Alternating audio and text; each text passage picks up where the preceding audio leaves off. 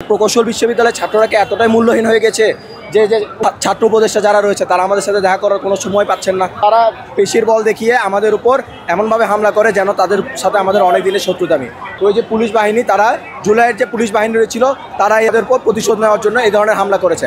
আমরা এখানে বুয়েটের এবং বাংলাদেশ প্রকৌশল বিদ্যালয়, রাজশাহী প্রকৌশল বিশ্ববিদ্যালয়, চট্টগ্রাম প্রকৌশল বিশ্ববিদ্যালয় থেকে এবং আরও যত ধরনের ইঞ্জিনিয়ারিং বিশ্ববিদ্যালয় আছে সবগুলো থেকে আমাদের যে আজকে লং মার্চ কর্মসূচি ছিল সেটার একটা অংশ হিসেবে আমরা এখানে ইন্টারকন্টিনেন্টালের সামনে অবস্থান করেছিলাম, শান্তিপূর্ণভাবে অবস্থান করেছিলাম। আমাদের কোনো শিক্ষার্থী কোনো ধরনের হামলা কিংবা কোনো কিছু শুরুয়াত করেনি। প্রথমেই এই পুলিশরা করে কি আমাদের উপর সাউন্ড গ্রেনেড এবং টিয়ার শেল নিক্ষেপ করে। এরপর আমরা যখন তাদেরকে বলি যে আমরা এখানে কোনো ধরনের সহিংস করতে চাচ্ছি না, আমরা এখানে শান্তিপূর্ণভাবে অবস্থান করব, তারপর তারা পেশির বল দেখিয়ে আমাদের উপর এমনভাবে হামলা করে যেন তাদের সাথে আমাদের অনেক দিনের শত্রুতামি। এটাকে ইঙ্গিত করে যেন ওই যে পুলিশ বাহিনী, তারা জুলাইয়ের যে পুলিশ বাহিনী রয়েছিল তারা যে আমাদের উপর প্রতিশোধ নেওয়ার জন্য এই ধরনের হামলা করেছে। আচ্ছা, আমি এখানে ছিলাম পুলিশ এবং ছাত্রদের ধাওয়া পাল্টা ধাওয়ার মাঝামাঝি আমি এলাম নাই। তো আমি ডিসি মাসুদের পাশে ছিলাম। পুলিশের পিছন থেকে আমার মাথায় আঘাত লাগে, ইট অথবা পাথরের টুকরা আছে। এখানে শিক্ষকেরা আছেন, অ্যালামনাইরা আছেন, প্রকৌশলীরা আছেন, বিভিন্ন ইউনিভার্সিটির ছাত্রছাত্রীরা আছেন। আমি একদম সম্মুখ সারিতে ছিলাম, তাদের চেহারা আমি দেখেছি এবং তারা কীভাবে হামলা করেছে আমি একদম তার চক্ষুর সাক্ষী। তাদের হামলা দেখে বোঝা যাচ্ছে যে এটা আমাদেরকে ওখান থেকে সরানোর জন্য না, এটা তাদের পুরনো প্রতিশোধ নেওয়ার জন্য আমাদের উপর হামলা করেছে। যদি এমনই হয়ে থাকতো যে এতটুকু পর্যন্ত তাদের 144 ধারা জারি, তাহলে তারা তখন এদিকে আসতো না।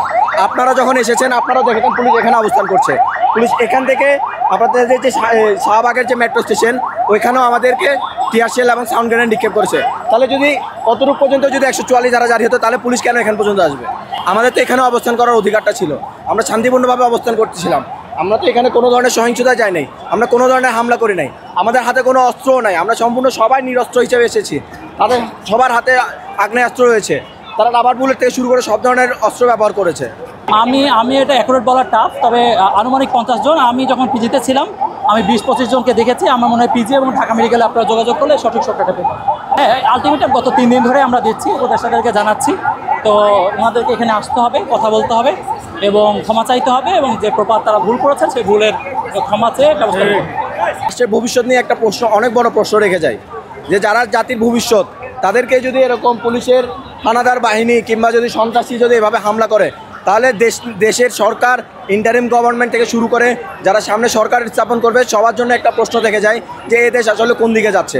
তারা কি মেধার দিকে যাচ্ছে নাকি আসলে সন্ত্রাসী কিংবা এই ধরনের অরাজনীতিমূলক কর্মকাণ্ডের দিকে অগ্রসর হচ্ছে? এটা একটা প্রশ্ন আমি যে রেখে গেলাম। বুয়েটের শিক্ষার্থীরা বিগত 5 দিন ধরে আমরা রাস্তায় কর্মসূচি করছিলাম। প্রথমত আমরা রাস্তায় রাতের বেলা যাতে কোনো ধরনের জনসাধারণের কোনো ধরনের ক্ষতি না হয়, আমরা রাতে আমাদের কর্মসূচিগুলো রেখেছিলাম। কিন্তু যখন আমাদেরকে আশ্বাস দেওয়া হয় যে আমাদের সাথে উপদেষ্টা মহোদয়গণ দেখা করবেন, তখন বিভিন্ন টাল বাহানা করে আমাদেরকে পাঠিয়ে দেওয়া হয়। আমাদেরকে আসলে কোনো মূল্য নাই, আমরা কি এতটাই মূল্যহীন যে উপদেষ্টারা এই জুলাই অভ্যুত্থানের পরেই কিন্তু তারা উপদেষ্টা হয়েছে। কেন তারা জুলাই অভ্যুত্থানের পরে ছাত্রদের কথা শুনতে পারলেন না? 3 দিন ধরে এবং 6 মাস ধরে শুনতে পারলেন না। এই ব্যর্থতা উপদেষ্টা, এবং সেজন্য উপদেষ্টাদেরকে আসতে হবে, এসে ছাত্রদের সাথে সমন্বয় করে কীভাবে রোডম্যাপ ঘোষণা করবেন সে বিষয়টি উনি দিবেন। যে প্রকৌশল বিশ্ববিদ্যালয়ের ছাত্ররা কি এতটাই মূল্যহীন হয়ে গেছে যে ছাত্র উপদেষ্টা যারা রয়েছে তারা আমাদের সাথে দেখা করার কোনো সময় পাচ্ছেন না।